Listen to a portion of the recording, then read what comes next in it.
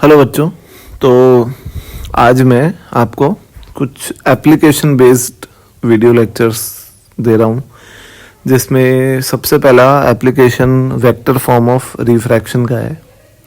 Obviously हम वो vector form का एक्सप्रेशन पढ़ चुके हैं पहले रिफ्रैक्शन में, पर वो एक्सप्रेशन आपको याद रखने के लिए तक तो ठीक है, पर आप उसको अप्लाई करके रिजल्ट नहीं निकाल सकते हो। ऐसा क्यों, वो मैं आपको बताऊंगा अभी।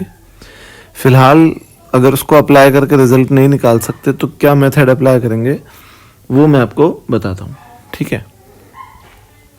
तो यहाँ पे एक क्वेश्चन लेता हूँ मैं, एक एप्लीकेशन ले रहा हूँ कि एक इंटरफेस है और ऊपर एक मीडियम है, मीडियम 1 और ये मीडियम 2।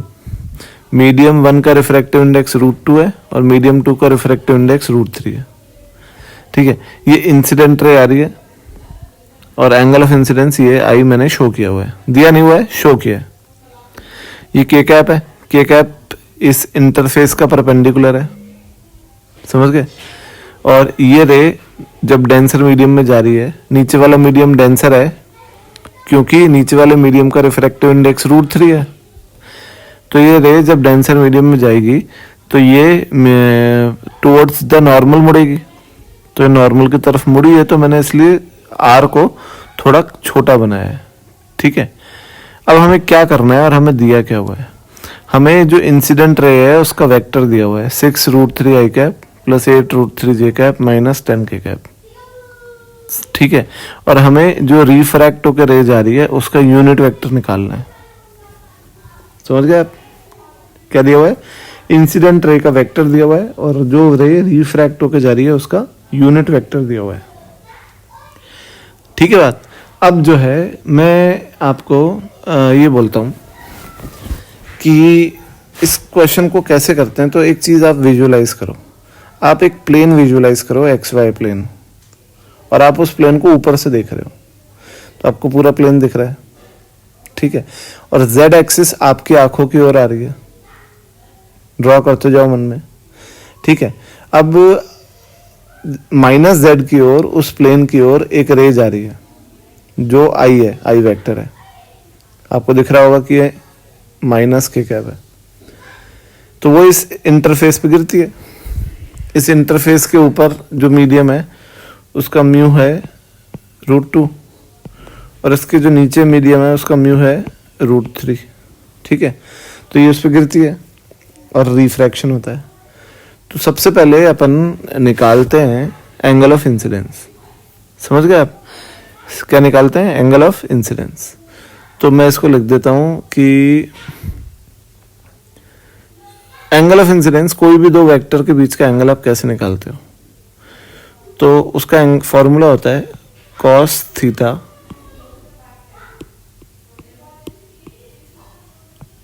cos थीटा इसके बराबर होता है A.B upon A modulus B modulus, ये होता है। अब cos थीटा, A वेक्टर कौन है, A वेक्टर है इंसिडेंट रे वेक्टर। तो इंसिडेंट रे वेक्टर है 6√3 I cap plus 8√3 J cap minus 10 K cap dot with B vector कौन है, नॉर्मल। तो नॉर्मल का यूनिट वेक्टर कौन है, के कैप, देख सकते हो आप, divided by A modulus. A modulus आपको दिख रहा होगा 6√3, 8√3 और 10 का स्क्वायर करके ऐड करोगे तो आप √400 आएगा, तो ये 20 हो जाएगा। और के का मैग्नीट्यूड 1 होता है, सही है। तो आपको दिख रहा है cos थीटा आ रहा है -½ अब देखो पता है माइनस क्यों आ रहा है, यानी थीटा कितना आ रहा है, 120 डिग्री। अब ये कैसे हो सकता है कि एंगल ऑफ इंसिडेंस जो कि डायग्राम में मैंने क्या दिखाया हुआ है, एक्यूट, वो 120 डिग्री है, ठीक है। तो एक्चुअली क्या होता है, वेक्टर का एक बड़ा बेसिक सा लॉ है कि ये जो रे आ रही है, तो इसको अगर एक्सटेंड करूंगा तो ऐसे जाएगी है, समझ गए। इसको मैं आई बोल देता हूँ, ठीक है, ऐसे जाएगी। तो आई वेक्टर और नॉर्मल के बीच का एंगल यही तो नापोगे आप, ये तो नाप ही नहीं सकते क्योंकि ये रे आ रही है और नॉर्मल जा रहा है, समझ गए। तो आपको पता होगा वेक्टर का बेसिक है। तो जब इस पॉइंट से दोनों जो वेक्टर हैं वो ओरिजिनेट होकर दूर जा रहे हैं तो आप इनका एंगल नापते हो थीटा। तो ये जो एंगल मिलेगा आपको वही मिलेगा। तो एक्चुअली थीटा ये जो मिला है हमको, ये कौन सा एंगल है? ये थीटा है आपका 180 माइनस आई, जो कि 120 है। तो आई कितना हो गया आपका 60 डिग्री। आया समझ?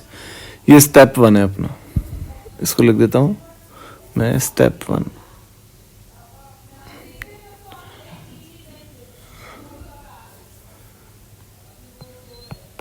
स्टेप 1। स्टेप 2 है कि आर निकालो, find R, angle of refraction. तो स्नेल्स लॉ लगा लो, √2 sine I is equal to √3 sine R. तो √2 साइन आई कितना है? आई कितना है? 60 degree, sine 60 is equal to √3 sine R. Sine 60 आप जानते हो कितना होता है? √3/2। तो √3 से √3 कैंसिल हो जाएगा, आर आ जाएगा 1/√2। इनफैक्ट साइन आर आ जाएगा 1/√2।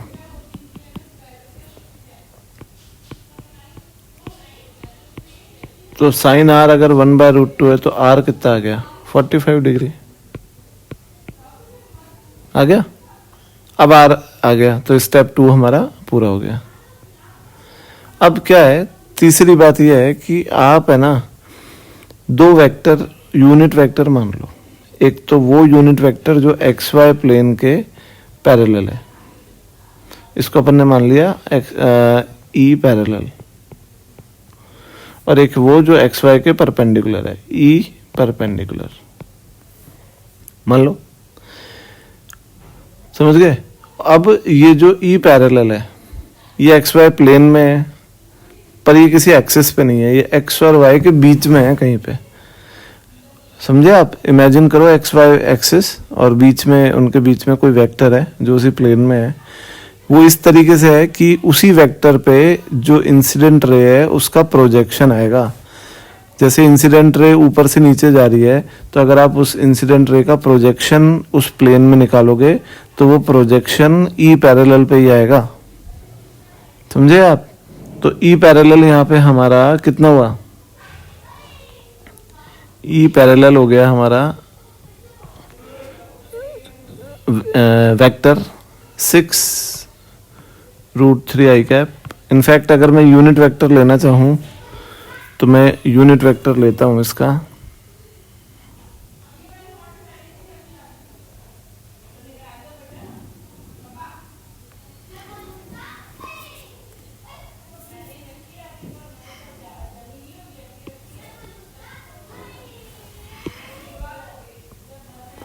ठीक है। 6√3 I cap plus 8√3 J cap divided by इसका मैग्नीट्यूड। इसका मैग्नीट्यूड कितना आएगा बताओ?